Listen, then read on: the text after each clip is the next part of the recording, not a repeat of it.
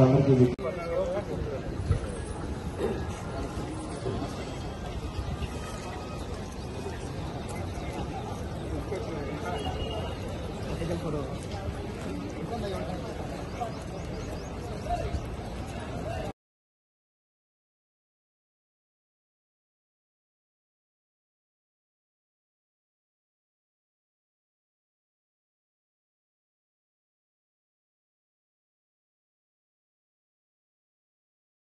Council అధ్యక్షులు ప్రముఖ అతిథి ప్రారంభోత్సవ కార్యక్రమం జరపబోతున్నారు. ముఖ్య అతిథి శ్రీ గుత్తా సుగేందర్ రెడ్డి గారు. ముఖ్య అతిథి శ్రీ గుత్తా సుగేందర్ రెడ్డి గారు. మీడియా వారికి, పోలీసులకి అందరూ కూడా సహకరించవలసిందిగా కోరుతున్నాము.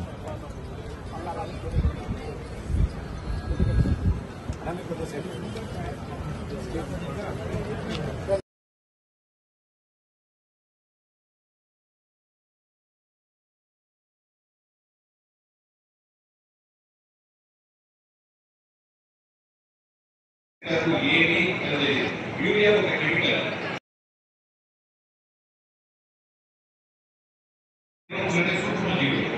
సూక్ష్మజీవి కెమికల్ సూక్ష్మజీవులు కావు. సూక్ష్మజీవులు వచ్చిన 2-3 నెలల్లో మీకు వానపాములు కెమికల్స్ అనేది ఈరోజు వానపాములు తక్కువ ఉంటున్నారు. మేము 8 నుంచి 9 నెలల్లో మార్కెట్ అయిపోతుందండి. రోజు రైతు మేళా జరుగుతోంది, మహా రైతు మేళా. ఇందులో synergy agrochemicals, synergy crop protection ఈ రెండు కలిపి స్టాల్ పెట్టడం జరిగింది. ఈ సినర్జీ క్రాప్ ప్రొటెక్షన్ అనేది 15 సంవత్సరాల కిందట 16 సంవత్సరాలు అయింది. 16 సంవత్సరాల కిందట మేము ఈ కంపెనీని స్థాపించడం జరిగింది. యాక్చువల్గా ముందుగా రైతుకి మేలు చేసే విధంగా మైక్రో న్యూట్రియంట్స్, సాల్యుబుల్ ఫిట్నెస్ వీటి మీద ఎక్కువగా మేము ఎంఫసైజ్ చేస్తూ ఉంటామండి. అందులో ముఖ్యంగా మైక్రో న్యూట్రియంట్స్ యూసేజ్ ఆవశ్యకత ఎంతో ఉంది. ఎందుకంటే అగ్రోకెమికల్స్ పెస్ట్ వచ్చిన తర్వాత, పురుగు వచ్చిన తర్వాత, తెగులు వచ్చిన తర్వాత మందు వాడడం వేరు. బట్ భూమి ఆరోగ్యంగా ఉంటేనే వీరు ఎన్ని పంటలైనా పండించగలరు. భూమి ఆరోగ్యంగా ఉండాలంటే మైక్రో న్యూట్రియంట్స్, సాల్యుబుల్ ఫిట్నెస్ చాలా అవసరం అండి. మైక్రో న్యూట్రియంట్స్ ముఖ్యంగా ఫార్ములా 7 అని ఉంటుంది. ఫార్ములా 7 కానివ్వండి, ఫార్ములా 4 కానీ, ఫార్ములా 6, బోరాను, మెగ్నీషియం, జింక్ 12%, జింక్ 33%, మంచి క్వాలిటీగా సినర్జీ క్రాప్ ప్రొటెక్షన్ వారు 15 సంవత్సరాలుగా అందిస్తున్నామండి. దీనివల్ల ఏమవుతుందంటే భూమి ఆరోగ్యంగా తయారవుతుంది. అంతేకాకుండా భూమిలో ఇప్పుడు కొత్తగా ఏంటంటే వ్యామ్ టెక్నాలజీ అంటారండి. వ్యామ్ టెక్నాలజీలో మైక్రోరైజా అంటారు. అది అందులో మనం మనీ గోల్డ్ అనేది కానివ్వండి, సింజేమ్ గ్రాన్యూల్స్ అంటే మన యాస్కోబిలం నోడోజమైన సముద్రం నాటుతో తయారయ్యే గ్రాన్యూల్స్ కూడా తయారు చేసి ఇస్తున్నామండి. వాటి వల్ల ఏమవుతుంది, భూమి ఆరోగ్యంగా తయారవుతుంది. మేలు చేసే సూక్ష్మజీవులు ఈ కెమికల్ ఫెర్టిలైజర్ వాడడం వల్ల చనిపోతున్నాయండి. 1970 సంవత్సరంలో నత్రజని, భాస్వరం ప్రవేశపెట్టారు. నత్రజని, భాస్వరం, పొటాషియం అవి మంచిదే, కానీ పరిమితికి మించి వాడితే మాత్రం మంచిది కాదు. యాక్చువల్గా నత్రజని, భాస్వరం, పొటాషియం 1:2:4 కింద వాడాలండి. కానీ వీళ్ళు ఏం చేస్తారంటే పంట బాగా పండాలి, ఎక్కువగా దిగుబడి సాధించాలనే తపనతోటి ఈ రైతులు ఏమొచ్చి ఎక్కువ వాడడం వల్ల ఈ భూమిలో ఉండే మేలుచేసే సూక్ష్మజీవులు చనిపోతున్నాయి. ఈ భూమిలో ఉండే మేలుచేసే సూక్ష్మజీవులు చనిపోకుండా ఉండాలని ఈ మైక్రో న్యూట్రియంట్స్ కానివ్వండి, ఈ మైక్రోరైజా టెక్నికల్ కానివ్వండి, ఈ సినర్జీ వాళ్ళది యాస్కోబిలం నోడోజం అనే సింజేమ్ గ్రాన్యూల్స్ కానీ భూమిని బాగు చేసి, భూమిని ఆరోగ్యంగా ఉంచి, భూమిని గుల్లబార్చి, భూమిలో మేలుచేసే సూక్ష్మజీవులు పెంపొందింపడానికి ఉపయోగపడుతున్నాయండి. సో అదే మా కాన్సెప్ట్. మేము రైతులు ముందుకు వచ్చామంటే ముందుగా ఈ పురుగు మందు వాడు, తెగులు మందు వాడని మేము చెప్పమండి. ముందుగా న్యూట్రియంట్స్ వాడండి, భూమిని ఆరోగ్యంగా పెట్టుకోండి. భూమి ఆరోగ్యంగా ఉంటే పంట బాగా వస్తుంది. పంట 10 కాలాలు బాగా వస్తుందంటేనే అప్పుడు మనం బతకాలం. మన అగ్రికల్చర్, మన ఇండియా అగ్రికల్చర్ బేస్డ్ కంపెనీ అండి. అంటే అగ్రికల్చర్ బేస్డ్ మనం ఆధారపడి ఉన్నాం. దాదాపు 100% అందరూ మన రైతులే ఉన్నారు. వాళ్ళు పంట పండించకపోతే మనం ఏమీ తినలేము. ఎవరో ఉన్నాం ఈ హైదరాబాద్లో ఎవరేం తినలేము. సో వాళ్ళు పంట పండించాలంటే ఆరోగ్యకరమైన మందులు, మంచి క్వాలిటీ మందులు అందించాలనే ఉద్దేశంతో సినర్జీ అగ్రోకెమికల్స్ కూడా మేము స్థాపించామండి. మేము సినర్జీ అగ్రోకెమికల్స్ ఇప్పటిదాకా 200 మందులు ఇస్తున్నాము. ఈ 200 మందులు దాదాపు 3500 శాంపిల్స్ తీసారు డిపార్ట్మెంట్. ఒక్కటి కూడా ఫెయిల్ కాలేదు. అంటే మేము క్వాలిటీని యుద్ధ ప్రాతిపదికగా క్వాలిటీని మెయింటైన్ చేస్తామండి. క్వాలిటీ మెయింటైన్ చేసి మంచి రకాల మందులు అందిస్తాము, రైతులకు ఉపయోగపడేటట్టు చేస్తామన్నమాట. రైతుకి దేశానికి వెన్నెముక అని రాశాను మా దాంట్లో. మా చాలా చూడండి, బ్యాక్ బోన్ ఆఫ్ ఇండియా అని రాశాను. ఎందుకంటే రైతు దేశానికి వెన్నెముక. అటువంటి రైతులు మనం కానీ కాపాడుకోకపోతే దేశం ఎక్కడికో వెళ్ళిపోతుంది. కాబట్టి అటువంటి రైతులు కాపాడాలి, అటువంటి రైతుకు మంచి పంటలు అందించాలనే ఉద్దేశంతో మంచి మంచి మందులు, ఈ న్యూట్రియంట్స్, ఈ సాల్యుబుల్ ఫెర్టిలైజర్స్ రైతుకి ఇచ్చి సహాయపడుతున్నాము. మాకు ఈ అవకాశం ఇచ్చినందుకు థ్యాంక్ యూ వెరీ మచ్. ఎందుకు ఈ విధంగా జరుగుతోంది, రైతులు ఎంత బాధపడుతున్నారో నేను చూస్తున్నాను.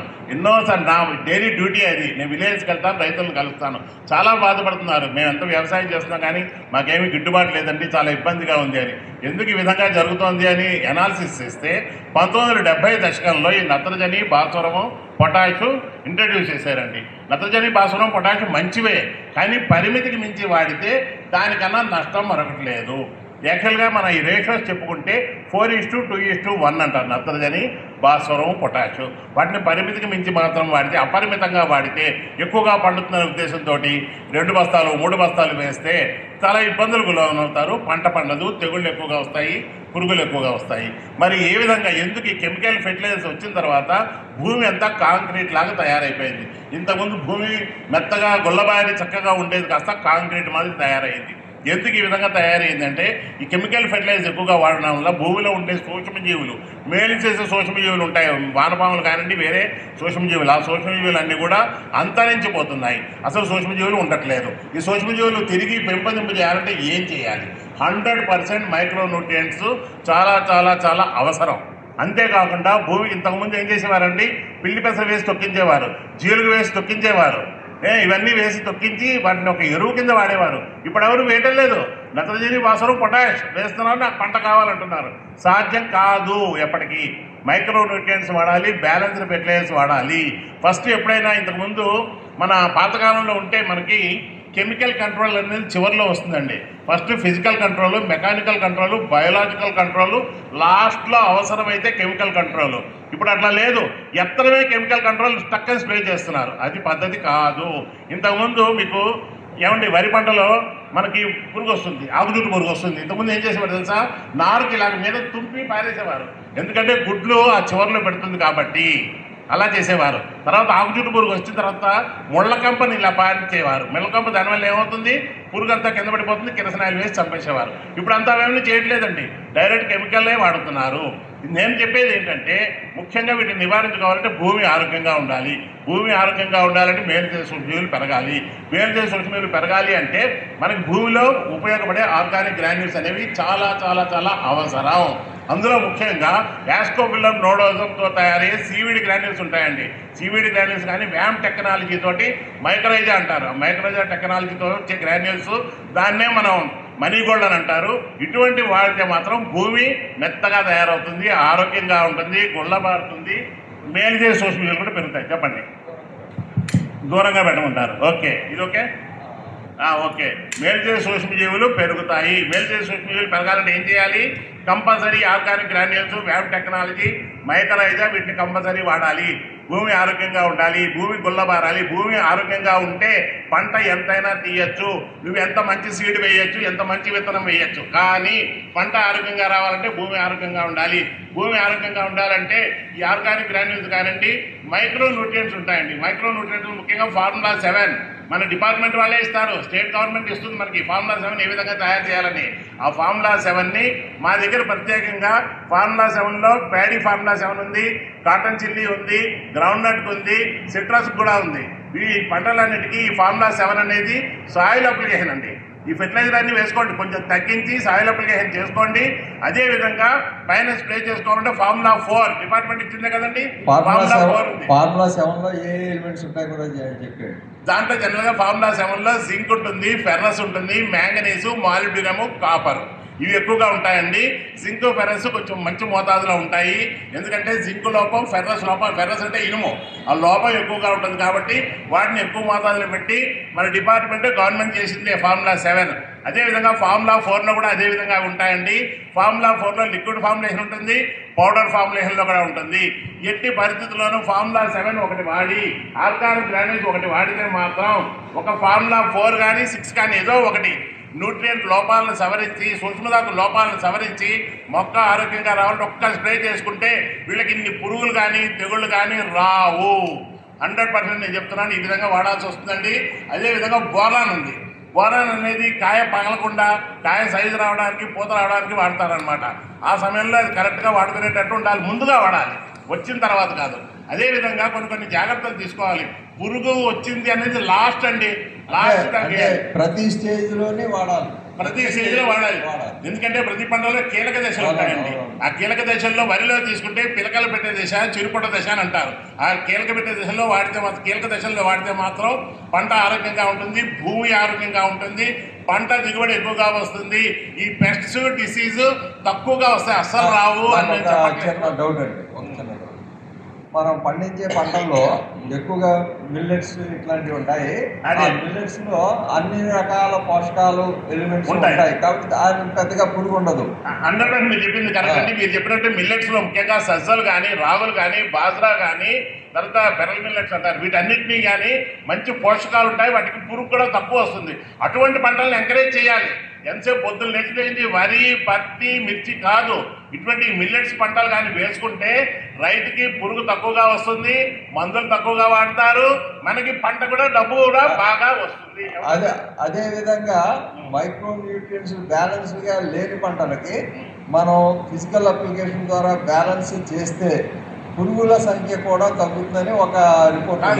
అది ఎలా అంటే, ఒక్క నిమిషం, మన లీఫ్ అనాలిసిస్, లీఫ్ బ్రిక్స్ కనుక తీసుకుంటే 12 గంట దాటినట్లయితే అప్పుడు కూడా పురుగు అటాక్ అవుతుందని అంటారు.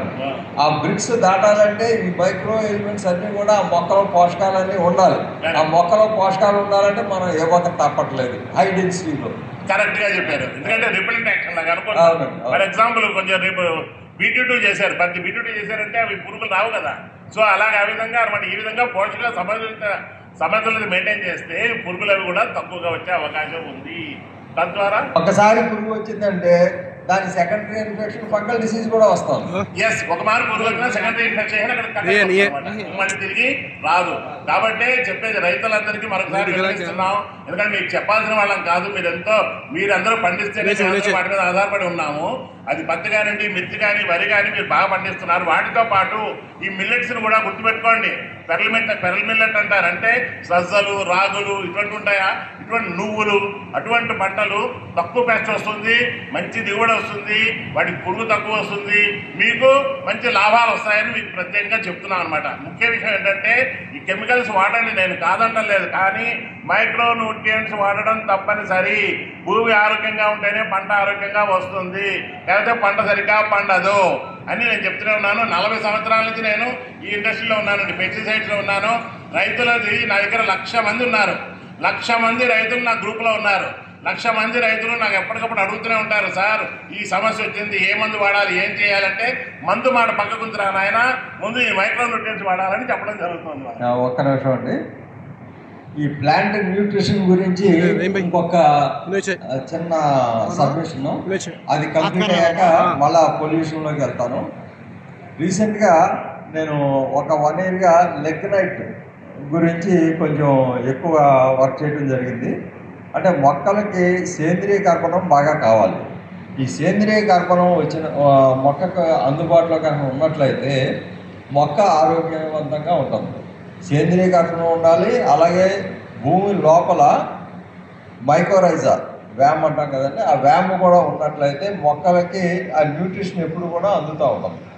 ఈ లెగ్నైట్లో హ్యూమిక్ యాసిడ్, ఫుల్విక్ యాసిడ్ అన్నది న్యాచురల్గా ఉంటుంది. ఈ